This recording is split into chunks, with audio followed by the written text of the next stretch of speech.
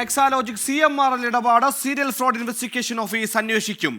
വ്യവസായ വകുപ്പിന് കീഴിലുള്ള ISTAC അന്വേഷണ പരിധിയിലുണ്ട്, KSIDC അന്വേഷണ പരിധിയിലുണ്ട്.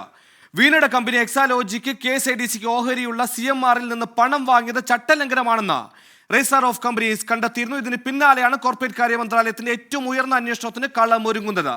8 മാസത്തിനകം അന്വേഷണം പൂർത്തിയാക്കാനാണ് SFOയ്ക്ക് നിർദ്ദേശം. 6 അംഗ സംഘമാണ് അന്വേഷിക്കുക. സലിം മാലിക് തിരുവനന്തപുരത്ത് ചേരുന്നു. സലിം മാലിക്, ഇപ്പോൾ രജിസ്ട്രാർ ഓഫ് കമ്പനീസ് നടത്തുന്ന അന്വേഷണം അത് സീരിയസ് ഫ്രോഡ് ഇൻവെസ്റ്റിഗേഷൻ ഓഫീസിന് കൈമാറുമ്പോൾ കേസിന്റെ സ്വഭാവത്തിലടക്കം മാറ്റം വരുന്ന RSOയെ സംബന്ധിച്ചിടത്തോളം ഒരു സിവിൽ ഡിസ്പ്യൂട്ടായി മാത്രമല്ല ഒരു സിവിൽ കേസായി പരിഗണിക്കുന്ന സാധനം ഇനി അറസ്റ്റ് അടക്കമുള്ള നടപടിയിലേക്ക് നീങ്ങാൻ ശേഷിയുള്ള ഒരു ഏജൻസി അന്വേഷിക്കുമ്പോൾ കേസ് കുറച്ചുകൂടി ഗൗരവതരമായ അന്വേഷണത്തിലേക്ക് നീങ്ങുന്നു എന്ന് വേണ്ടേ മനസ്സിലാക്കാൻ?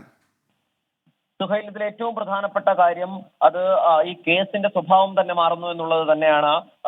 മുഖ്യമന്ത്രിയുടെ മകൾ വീണ വിജയന് കുരുക്ക് മുറുകുന്നു എന്ന് അക്ഷരാർത്ഥത്തിൽ നമുക്ക് പറയാനും കഴിയും. കാരണം കേന്ദ്രത്തിന്റെ തന്നെ ഏറ്റവും പ്രധാനപ്പെട്ട ഒരു അന്വേഷണ ഏജൻസി, ഏറ്റവും ഉയർന്ന അന്വേഷണ ഏജൻസി, പ്രത്യേകിച്ചും കോർപ്പറേറ്റ് മന്ത്രാലയത്തിന് കീഴിലെ ഏറ്റവും ഉയർന്ന അന്വേഷണ ഏജൻസിയാണ് SFIO. ആ SFIO തന്നെ ഈ കേസ് ഏറ്റെടുക്കുന്നത് അതിന്റെ ഗൗരവം വർദ്ധിപ്പിക്കുക തന്നെ ചെയ്യും. എക്സാലോജിക്കിനെതിരെയുള്ള ഈ അന്വേഷണം അത് വിവിധ ഇടപാടുകളെ കുറിച്ചുള്ള പരിശോധന കൂടിയാകും. പ്രധാനമായും എക്സാലോജിക്ക് CMRL ഇടപാട് എന്താണ്, അതിന് പിന്നിലുള്ള ഈ മാസപ്പടി വിവാദം ഉൾപ്പെടെയുള്ളവ, എന്തിന് പണം കൈമാറി എന്നതുൾപ്പെടെയുള്ള കാര്യങ്ങളാണ് അന്വേഷിക്കുക.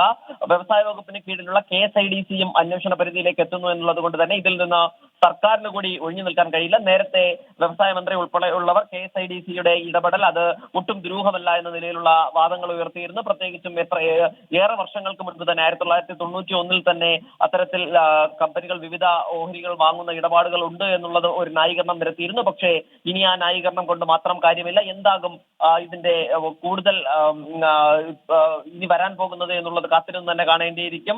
മുഖ്യമന്ത്രിയുടെ മകൾ വീണ വിജയൻ കരിമണൽ കമ്പനിയിൽ നിന്ന് നൽകാത്ത സേവനത്തിന് പണം വാങ്ങി എന്നുള്ളതാണ് നിലവിൽ ആദായ നികുതി വകുപ്പിന്റെ സെറ്റിൽമെന്റ് ബോർഡ് കണ്ടെത്തിയിരിക്കുന്നത്. അതുകൊണ്ട് തന്നെ വീണ വിജയന്റെ കമ്പനിയായ എക്സാലോജിക്ക് ISSBക്ക് ഓഹരിയുള്ള CMRL നിന്ന് പണം വാങ്ങിയത് ചട്ടലംഘനമാണെന്ന് നേരത്തെ തന്നെ ROCയുടെ റിപ്പോർട്ടും ഉണ്ടായിരുന്നു.